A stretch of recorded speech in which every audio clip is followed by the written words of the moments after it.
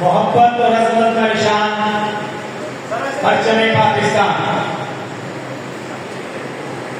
खुदा करे कि हमारा ये सब सैलानी परचम हमेशा अजमतों और रिफ़तों से हमकरार रहे।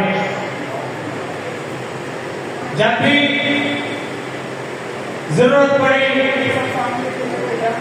हमारी अफवाज पाकिस्तान के जवानों ने आगे बढ़कर वतन के चप्पा चप्पा की हिफाजत की।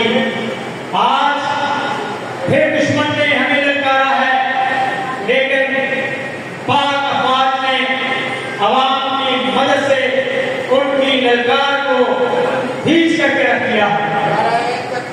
अल्लाह